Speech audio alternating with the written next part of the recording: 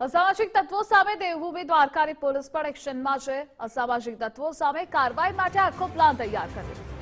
રાજ્ય સરકારના આદેશ મુજબ પોલીસ એક્શન મોડમાં આવી પગલાં લઈ રહી છે। અસામાજિક તત્વો સામે પોલીસ કડકમાં કડક કાર્યવાહી કરશે। એક પણ ગુનેગારને બક્ષવામાં નહીં આવે। 150 જેટલા રીઢા ગુનેગારોની યાદી તૈયાર કરાઈ છે। તો કાયદો અને વ્યવસ્થાને લઈ પોલીસ મેગા ડ્રાઈવ કરશે। મેગા ડ્રાઈવ યોજવામાં 30 જેટલા વાહનો ડિટેન કરવામાં આવ્યા। શક્તિનગરના રહેવાસી અને રીઢા ગુનેગારને તડીપાર કરવામાં આવ્યા।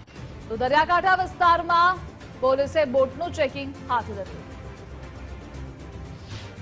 हमारा माननीय आईजी साहेब द्वारा एक कॉम्बिंग पण આપવામાં આવેલ છે, જેમાં અત્યાર સુધીમાં ટોટલ 30 થી ઉપર જેટલા વાહનો જે છે ડિટેન થઈ ગયા છે આજે અને કાલમાં। અને સાથે સાથે એક જે છે એક માણસની તડીપાર પણ થઈ છે।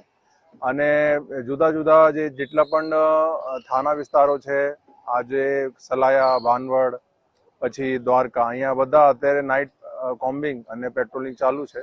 અને આવતા દિવસોમાં જેટલા પણ એવા આરોપીઓ છે એના વિરુદ્ધ જુદા જુદા કાર્યવાહી કરવામાં આવશે।